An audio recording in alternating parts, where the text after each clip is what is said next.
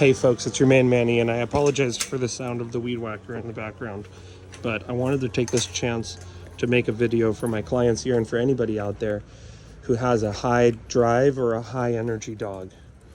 First of all, let me talk about what I mean by a high energy dog. Okay, a high energy dog, that's a dog that 30 minutes or an hour a day of exercise for them is not probably going to be enough. That's a dog that if you wanted to exercise them all day, they would be more than happy with that. They're a dog that's going to run around and continuously, like this guy, want to put stuff in their mouth, going to want to push boundaries, going to want to run around, going to want to bark, going to want to jump on you, going to want to pester other dogs, wake you up first thing in the morning. You tell the dog to stop and they just think it's fun. They think it's all a game. You tell them no and they just go, what? Don't tell me I can't do that. I'll show you. I can do that.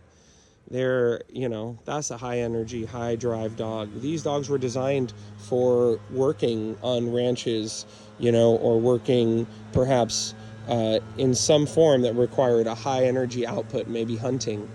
And, this guy, Boston Terrier, is designed for running around getting rats, getting rodents, small game throughout the day. So you might have a dog that you want them running around patrolling a large property all day. You don't want them to, just be seeing a bunny or seeing a squirrel and then go, you know what, I'm 4 years old. Meh, I'm not going to chase them. I'm just going to sleep. So when you have a high drive dog, folks, you got to understand that you're going to encounter some very common, widely held beliefs. And people who've even had these high drive dogs for decades, they're going to swear up and down about these things. They're just going to say, that it's all about giving the dog enough exercise. They're going to say that the dog needs, hours of exercise every single day. And although that's great, and if you have the lifestyle and the time, and let's say, for example, I'm a person who loves running, 5 miles or 10 miles a day, that's maybe fine to get a high drive dog. They're going to want to run with me, 5-10 miles a day. Maybe I'm someone who like mountain biking. I get a high drive dog. They're going to run with me behind my mountain bike. Maybe I'm just have all the time in the world to go play fetch with the dog for hours. Regardless, if you do those things, although you may physically tire the dog out, you may not get the dog into a headspace where they're really biddable. You may not get them into a headspace where when they're not playing, when they're not exercising, they're super calm or they're super relaxed. They may have other behavioral issues because even though you're not playing with them, they're not truly relaxing. So they, typically these dogs will get separation behavior still, or maybe they'll be aggressive with dogs because there's still a misunderstanding happening within the dog that leads the dog to be frustrated. Let's face it, folks, we typically did not get the dog for what the dog was genetically designed to do. I don't know anybody who has a Boston Terrier and goes, oh yeah, I got him because I got a bunch of rats and I just want him running around killing rats. Oh man, I got a Gus, and this guy too. I want him running around killing rats all day. No.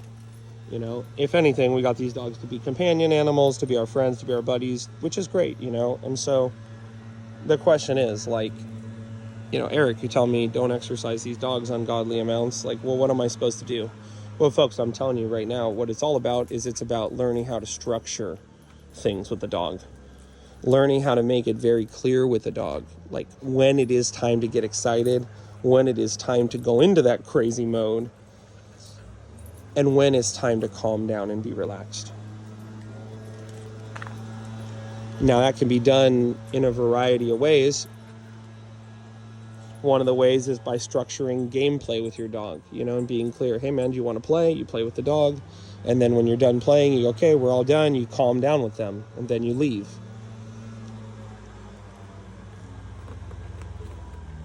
Maybe it's, going for that run, but before you go for the run, you have them be calm, you have them wait, you have them settle, and then you go, okay, time for a run. And then at the end of the run, you stop, you sit with them, and you just calm down for a few minutes and relax.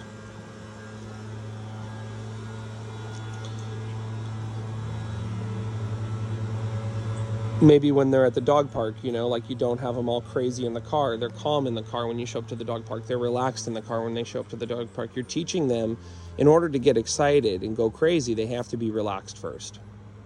The only way to be able to get really excited is if first you're relaxed and you're, listening. So The second thing that's really important is during that excited state, you have to work with the dog during that excited state. Hey, Cooper, no. So when they're excited, you have to work with them and communicate with them. Hey, slow down. Hey, stop doing that. And, you know, if you're on a run with them, for example, and then you just stop, you make them sit, you make them lay down, and then you keep running, you're teaching them to go from excited to stopping. Let's say you're playing with them, and when you're playing with them, you say, hey, drop the toy. Okay, sit down. Okay, go get it. Maybe when they're playing with your other dog, you have them playing, and then you stop the gameplay. Hey, Donnie, no. No. No, Donnie. Maybe when they're playing with other dogs, you stop the gameplay. No. No. No.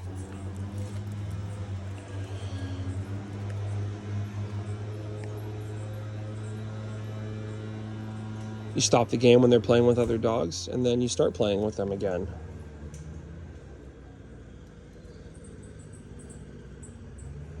But people are going to say to me, Eric, but there's no way to stop my dog when he's playing with dogs. He goes crazy. There's no way to stop him when he's playing with a toy. He goes crazy. There's no way to get him to stop on a run. He's insane. Guys, well, that's how Gus was.